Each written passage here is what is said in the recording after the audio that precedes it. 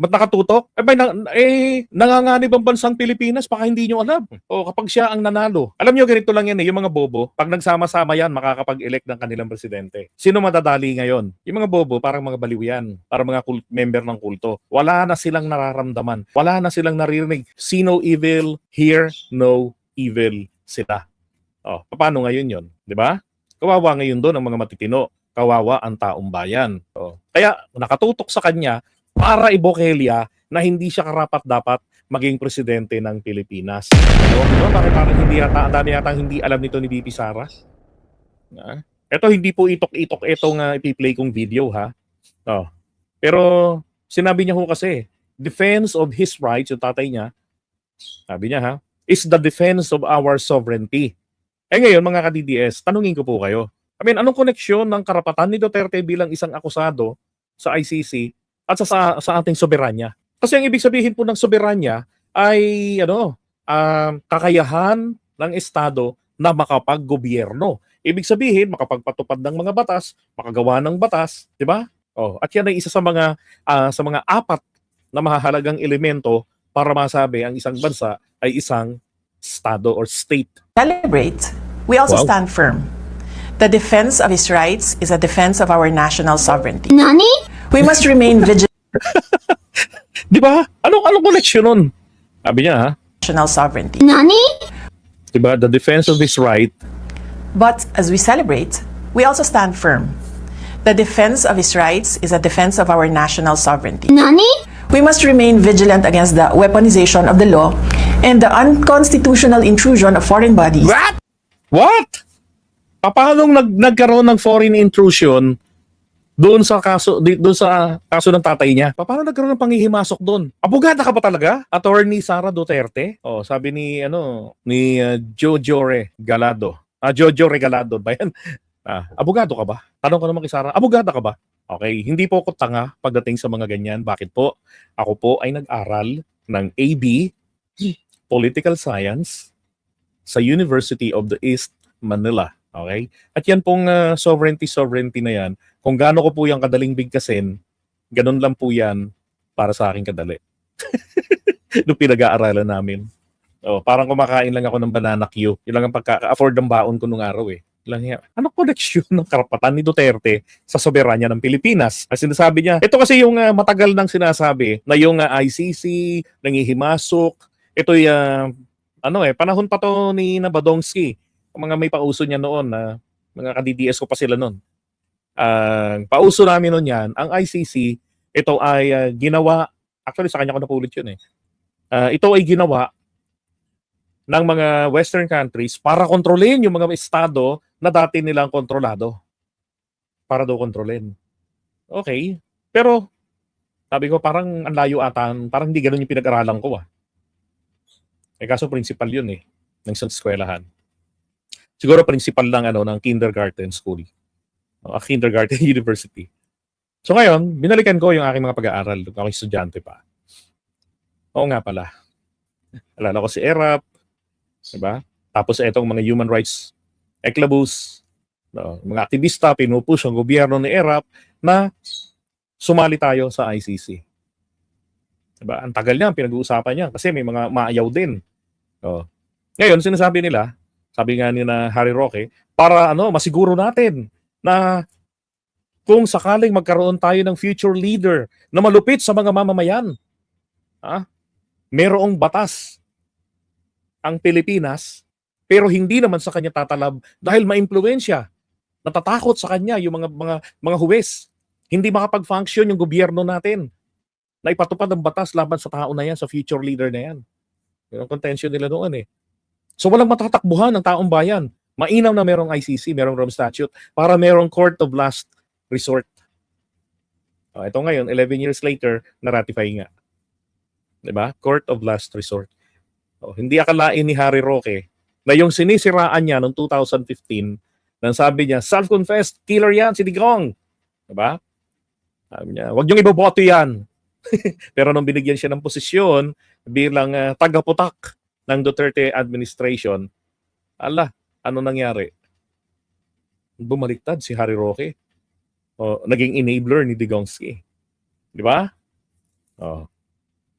Pero ganun pa man, etong karapatan ni Duterte bilang akusado, ha, wala po yang koneksyon sa pagpapatakbo ng bansa.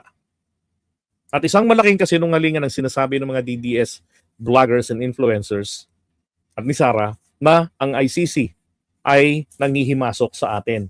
Actually, kung yan po ay talagang totoo, kung kayo ay galit dyan, edi sana lahat ng international organizations, lahat ng membership ng Pilipinas noong panahon ni Digong, bakit hindi niya in-exit ang Pilipinas? Di ba? Pati sa mga treaties. Alam niyo, isipin niyo ha, nakalagay po sa Philippine Constitution niya ng 1987 na nire-respeto that we also adopt the international law. Oh. Anong ibig sabihin nun? Because we live in the community of nations. Di ba? Ay nako, tapos parang pagdating sa Duterte, isolated ang Pilipinas sa buong planeta. Di ba? Wala nang ibang kundi sila na lang, sa kanila na lang iinog ang mundo ng Pilipino. Lokohan 'yan. 'Di ba? Kaya sabi ko, ano ba 'to? Abogado ba talaga ito? Ba't parang paano niya nangyaring ikinunek ito? Hindi. Sana magkaroon ng debate, ano? Ipa-define, yung alam mo yung tanungan sa amin sa political science. Ganito yan pag may quiz o may exam. Comprehensively define and discuss. Ganun 'yun. Sovereignty. Nako, yari na. But as we celebrate, we also stand firm. The defense of his rights is a defense of our national sovereignty. Mga ka-DDS, pakipaliwanag nga yan para mabasa ko naman. We must remain vigilant against the weaponization of the law and the unconstitutional intrusion of foreign bodies that seek to bypass our own courts. Our justice Binabypass daw yung mga korte natin. Sabi nung wala pang ipinanalong kaso sa korte na pagka-graduate, naging clerk agad. system must remain independent, serving only the mandate of the Filipino people and never the interests of foreign powers. Patuloy nating ipaglaban ang dangal ng ating bansa. Mahalin natin ang Pilipinas para sa Diyos, sa bayan at sa bawat pamilyang Pilipino. So baka naman para sa China, I rest my case. Bahala kayo sa buhay nyo. Grabe naman to si Sara talaga. Putik na yan. Sovereignty lang, kapatid ng Trexie.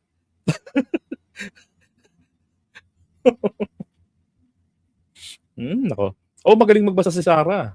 Magaling. Hindi katulad ni Alvin. Nagbabasa na nga lang. Binasa pa niya binasa niya na more than nasa 120 years na daw si Duterte na nakabilanggo sa building na yan, sabi niya. Yung detention center sa The Hague ng ICC. Ay nako. Okay, pag-usapan naman natin kasunod. Ano yan? Wala bang DDS na susugod dyan? Saan? Nako, sobra. Hindi kasi, sipin mo magiging presidente ka. Alam mo, tanong nga bakit nakatutok kayo kay Sara? Ba't nakatutok? Nanganganib ang bansang Pilipinas, baka hindi nyo alam. Kapag siya ang nanalo. Alam nyo, ganito lang yan yung mga bobo, pag nagsama-sama yan, makakapag-elect ng kanilang presidente. Sino madadali ngayon? Yung mga bobo, parang mga baliw yan. Parang mga member ng kulto. Wala na silang nararamdaman. Wala na silang naririnig. See no evil, hear no evil sila. Paano ngayon yun? Diba? Kawawa ngayon doon ang mga matitino. Kawawa ang taong bayan. Kaya nakatutok sa kanya para ibokelya na hindi siya karapat-dapat maging presidente ng Pilipinas. 'Di ba?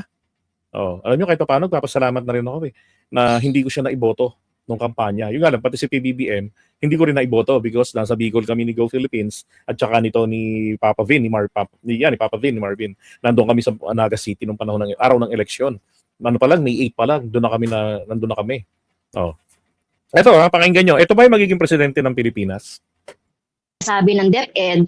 So ano po yung gusto nyong legislation para mapataas natin yung reading comprehension ng mga bata at saka yung mathematics and science abilities? Primarily, na-mention po natin doon sa ating presentation, if the Department of Education is given the budget that it is requesting, we will be able to open more programs to address the learning problems of our students.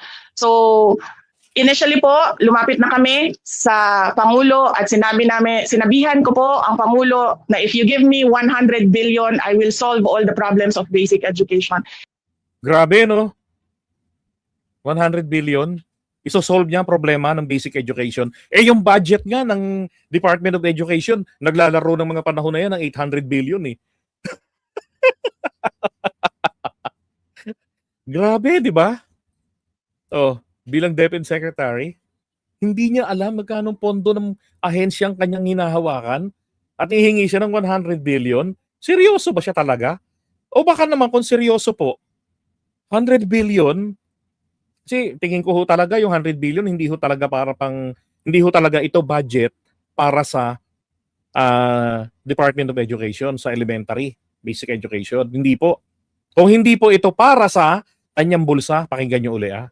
So legislation ang sinasabi ng DepEd. So ano po yung gusto nyong legislation para mapataas natin yung reading comprehension ng mga bata at saka yung mathematics and science abilities? Primarily, na-mention po natin doon sa ating presentation, if the Department of Education is given the budget that it is requesting, we will be able to open more programs to address the Oh, they're talking about the requested budget for DepEd.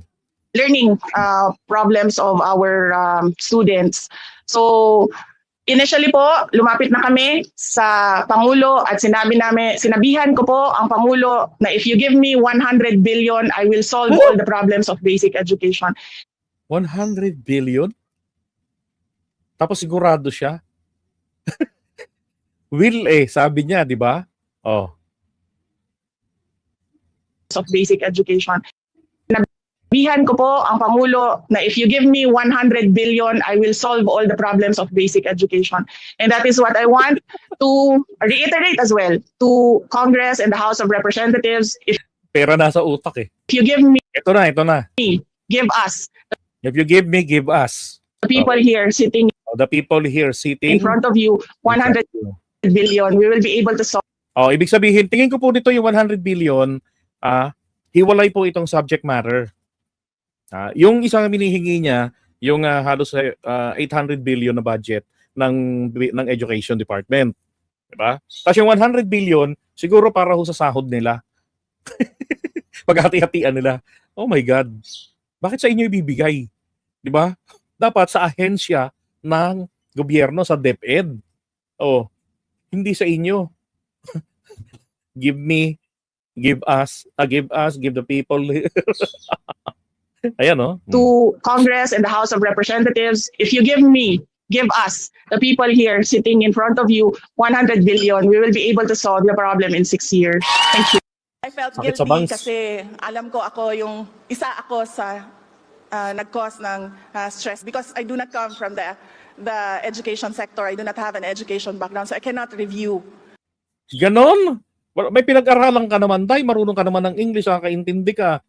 May mga experts dyan sa Department of Education, like USEC, ASEC.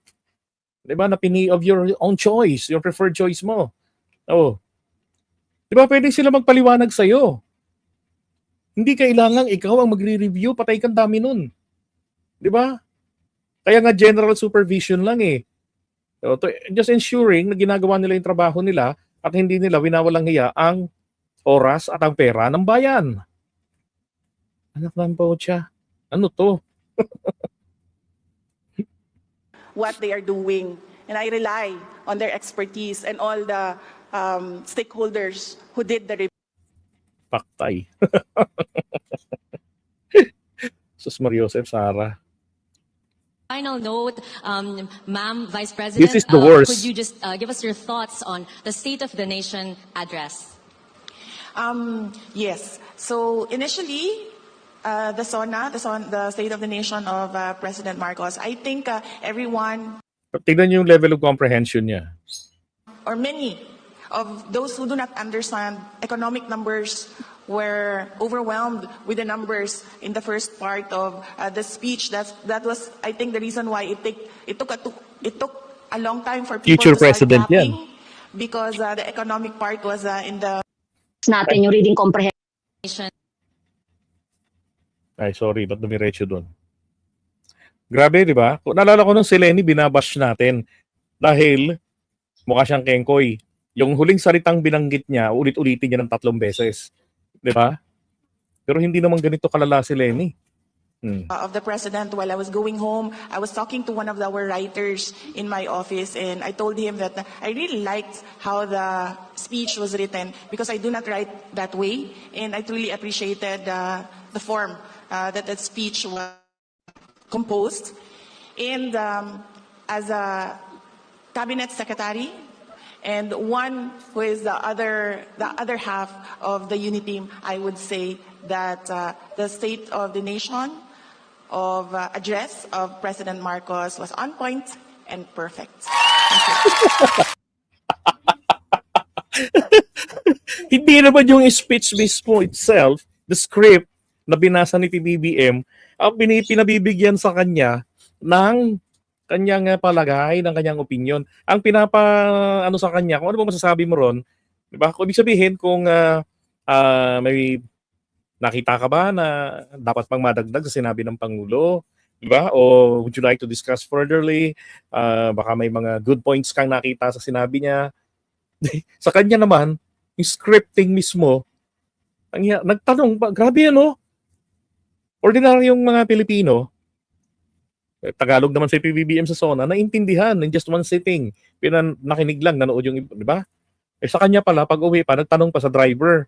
Siguro sabi, "Huy, driver, liga dito dudong." Ma'am, ano po yun? Panoorin nga natin ito, halos ang oras itong SONA. Tapos sabihin mo sa akin, anong palagay mo, ha? Anong masasabi mo? Ngayon, ang paliwanag ngayon, isang engot din. Ma'am, maganda yung pagkakagawa ng script. Ha? On point. Siguro sinabihan na siya na, di ba, ma'am? Kasi ito, yung event na yan, pagkatapos ng State of the Nation address ng Pangulo, kinabukasan may ganyan sila. Yan po yung post-SONA. Diyan sa PICC ginaganap. Oh, Mario Joseph. OMG. So ngayon, mga ka-DDS, ganyan ang gagawin nating presidente. Kayo na lang. Magpapalit na lang tayo ng pwesto. Igagalang ko si Sara, pero babantayan ko si Sara. Babatikusin ko, pero hindi ko babastusin gaya ng ginagawa nyo sa presidente ngayon. Kung paanong ginalang ko si Tatay Digong nung siya ang presidente. Bakit? Utos ng Biblia kasi yan. Ang sabi, igalang nyo ang pamahalaan. Sino bang nasa pamahalaan? Di yung namamahala. Di ba? Bakit hindi mo igagalang? Di ba? Yun ang utos ng Diyos eh. Kapag hindi mo ginalang yan, sino sinunod mo? Demonyo. Di ba? At dahil po, ang Diyos ang nag-utos dyan, na igalang yan, hindi ho pinag-uusapan dito. Hindi naman perpekto yan eh. Hindi ho ganun. Diba? Sapagkat, nung unang panahon ng papel de Hapon, nung namamahala sa mga tao noon, ang Diyos direkta sa pamamagitan nitong mga propeta niya, sina Moses. Etong mga tao, sabi nila, gusto mo ayaw naming ang Diyos ang direktang magmamahala sa amin. Ang gusto namin yung katulad naming tao na nakakausap namin. Parang nagtampo yung Panginoon. Pero, di ba, isipin mo, Diyos siya. Lahat na ng kailangan nila, kaya niyang ibigay, hihingiin na lang nila. Tapos ayaw pa nila sa kanya. Anong ginawa ng Diyos? Sige, okay, sabi niya. Magtalaga kayo ng inyong leader. Kaya may mga tribe leader sila noon. Di ba? Ngayon, dumating ang panahon, nag-evolve hanggang sa ngayon. Ang sabi ng Panginoon, igalang nyo. Bakit? Kasi meron tayong tinatawag na eleksyon. Di ba? Ginalang ng Diyos ang free will ng taong bayan. Nung panahon pa ni Moses, free will yun. Ginalang ng Diyos. Di ba? Hanggang ngayon, ginagalang ng Diyos. Kaya lang ang consequences ito. Pag nagdesisyon ka na, ipapadlock na ng Diyos yan. Paninindigan mo dapat ang iyong desisyon. Di ba? Ngayon, kung hindi perpekto, hindi magaling ang iyong inihalal, huwag mong isuka, nababastusin mo. Di ba? Tulungan mo dahil ikaw naghalal diyan. Hindi yung ululid mo, sisiraan mo, pababagsakin mo. 'Di ba? Ilan na ba yung nambastos sa pangulo? 'Di ba? Mga naghangad na mamatay ang presidente. Ano nangyari? 'Di ba? Number 1 trophy diyan si Duterte. Panghuli si Mijaldea. Meron pang nakaraan si Ina Badoy. Merong sakit si PBBM yung diverticulitis. 'Di ba? Puro si mamatay ka na sana, ganito ganyan. Ano nangyari? Mga ilang araw, namatay kapatid ni Digongski. Bumabalik po. Bakit? Ang langit po mismo nag-utos kasi. Anong gagawin ngayon ng Diyos? Tuturuan kanya na matutong gumalang sa taong itinalaga ng taong bayan. Kaya nga ang sabi po sa Latin, Vox Populi, Vox Dei.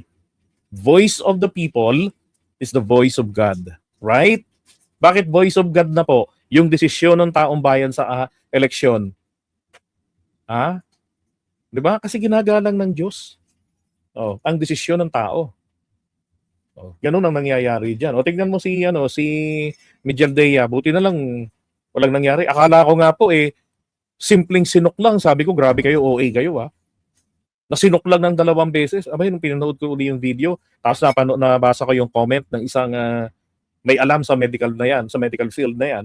Sinabi niya na, nako, tamang-tama yung pitik na 2 beses ka sa puso ni Mijaldea.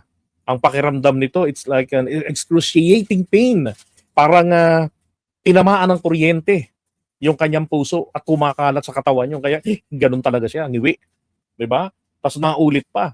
Nung ni-research po yan ng inyong abang lingkod, it was caused by lack of oxygen. Bakit po kinulang ng oxygen? Napuno ng galit at kasinungalingan Sabi niya recently, hindi daw binasahan ng Miranda rights. Post ni Kitty Bird. Merong pagbasang ginawa si General Torre. Nagka-amnesia pa nga si Tatay Dig. Sabi niya, ano ang basis ng arestong to? At saka ano ang mali na ginawa ko? Di ba? Ganun po yun. Tignan mo, ang angas niya, minura niya ang Diyos. Diba? Who is this stupid God? Sabi pa niya. Diba? Tapos iniinsulto niya pa. Anong nangyari? Pagdating niya doon sa kulungan, sabi niya, tinanong ang pangalan mo, Rodrigo Rua Duterte. Di ba? Tapos mukha siya nakakaawa. Ang suot niya, pagkaluwang-luwang na coat.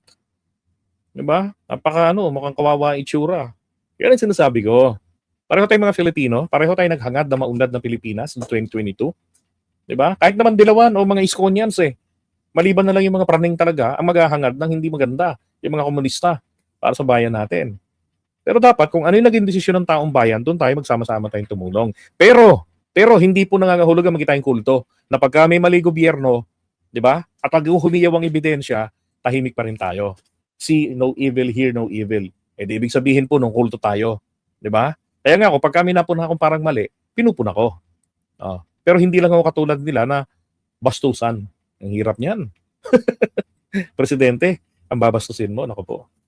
Ay, nako. So, iba na nga muna natin ito. Paalala lang po yan, ha? Gagawin yung presidente. Kita yung itok-itok videos. And many other instances. Pambira, soberanya lang, di alam. Nakinonekta yung kanyang tatay in defense of his PRRD's right. Is the defense of our sovereignty. What?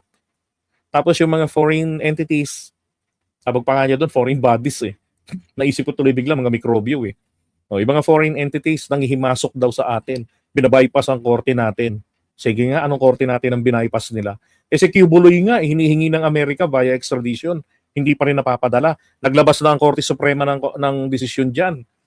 Dapat within 30 days, tatalakayin yung petition ng extradition court. And then, kapag naging positibo, pwedeng i-appeal sa Court of Appeals lang ang level for 60 days. And then after 60 days, yun na. Diba? Either i-dismiss ng Court of Appeals or katigan nila. Tapos, maglalabas na ng final na kautusan, execution, yung itinalaga ng Korte Suprema bilang extradition court. Yan ang petsa na, walang nangyayari. May nagawa ba Amerika? Amerika pa yan, ha? Di ba? Tapos yung kanyang mga kapwa-akusado sa Jumerica, umamin. Ayun ako. Yes, live po tayo. Yan. Josefina De Vera, magandang araw po sa inyo. Bakit ang mga Duterte pinagsermonan mo? Bakit hindi mo sermonan? Ano po yung sinasabi ninyo? Sino pa yung gusto yung sermonan ko? Tanong po yung tanong ko sa inyo, sino po ba yung gumagawa ng fake news at nang babalahura sa bayan natin? Sino ba yung mga hindi makapaghintay na baka sakali namang manalo sila? Di ba? Oh. And again, nasagot ko na siguro yung mga katanungan, bakit nakatutok, pare? Bakit nakatutok daw kay Sara Duterte? Kasi sila yung masamang banta sa bayan. Isipin mo na lang, balik-balikan mo yung itok-itok, yan ang gagawin mong presidente, ay patay tayo dyan. Diba? Kayang-kayanin nga lang senator yun eh. Pero mo, yung petition ni Torion sa Korte Suprema, recently, hindi niya alam. Wow. Ganun-ganun na lang pala. Okay, so ito, pag-usapan natin yung kasunod.